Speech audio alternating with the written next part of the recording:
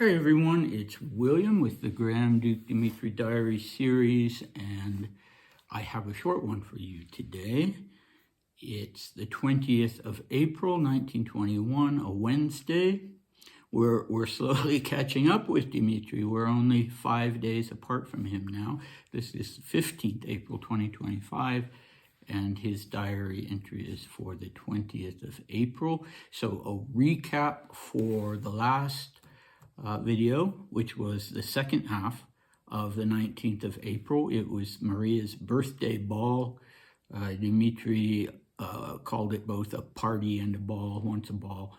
And the little sisters, the little half-sisters, the Palais girls, were brought to the ball, and they really didn't want to go. They were still mourning the loss of their father and their brother, and didn't think anybody should be out having a good time.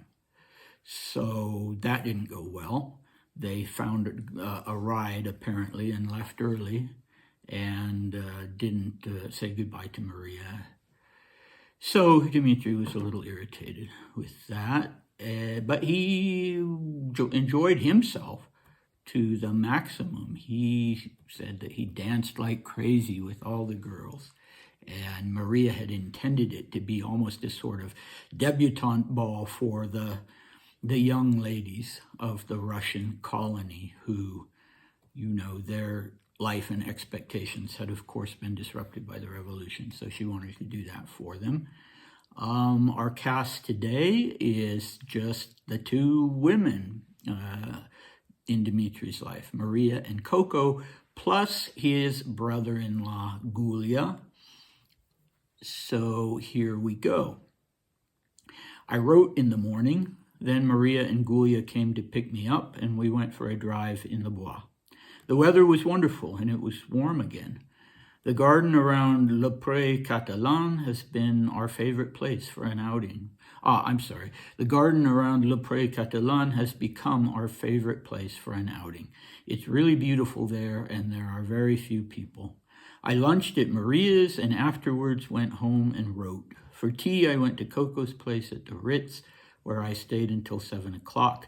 I dined at Maria's and went to bed early. Okay, so Dmitri liked these kinds of days. We know that even from when he was in Monte Carlo. He likes having this routine. He does his writing in the morning, and he goes for a walk. And in this instance, they go for a drive, the siblings and the brother-in-law, but it sounds like they park the car somewhere and get out and also walk. So they like this area around Le Pre Catelan, very, very, very famous restaurant. And it is still there in the Bois, and apparently I've never been there. Certainly not a place I could afford to go to, but apparently the garden around it, the area of the park around it, was one that appealed greatly to the three of them. So it had become their favorite place, as he says, and he liked it that it wasn't crowded, generally speaking. So the usual lunch at Maria's, a little more writing. I guess he needed to get caught up. And then tea with Coco. That would have been about 4:30 or 5. Stayed with her a couple hours. Back to Sis's place. Maria's kind of the, what would be the word? She's kind of the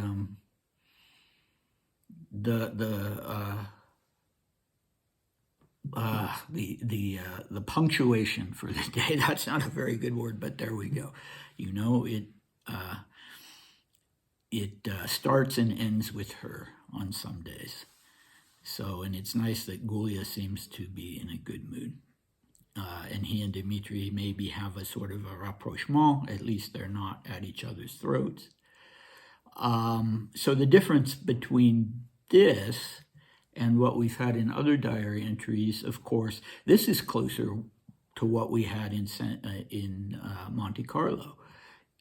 Much closer to what Dmitri was doing in Monte Carlo than what we had previously when he was so active in Paris and so intent on building a role for himself, a leadership role within the emigre community, and also a political role and an intelligence role in relation to Soviet Russia. And since he's given that up, apparently, he's not, he's not really doing anything. And I think that is going to become problematic, because sooner or later, the previous years of the diaries have shown, if he's not doing anything, sooner or later, he either just drifts into a kind of aimless existence that he hates and that he writes about.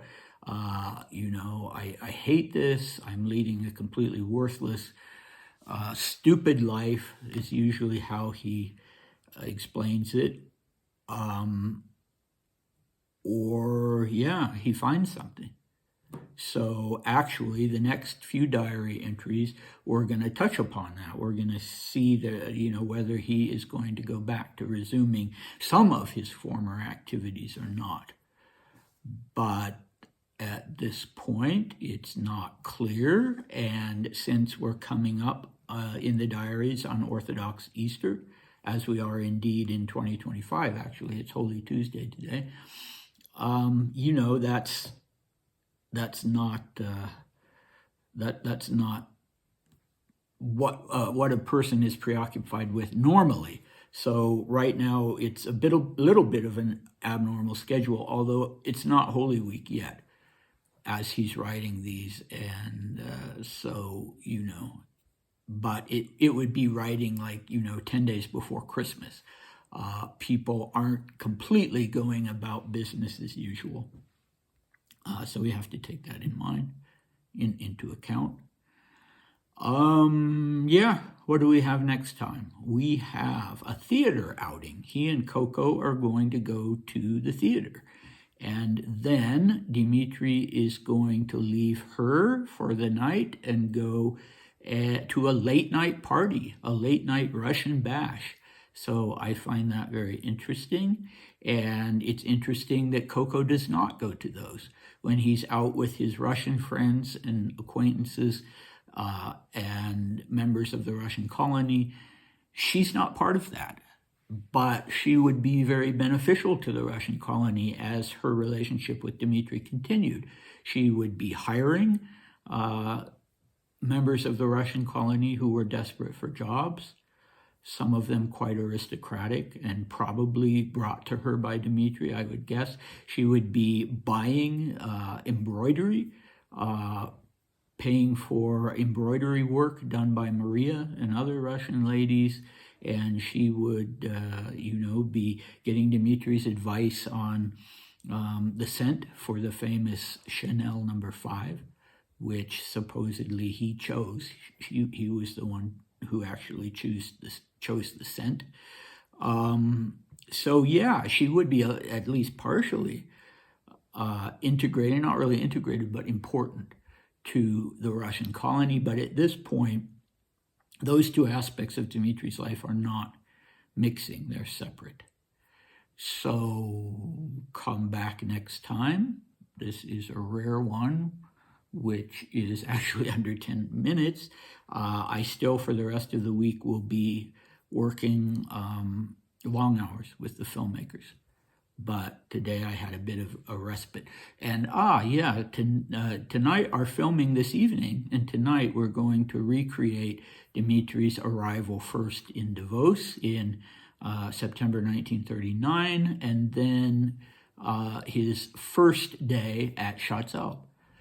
So that will be fun. We're going to retrace his path and even reenact some of the things that he was doing.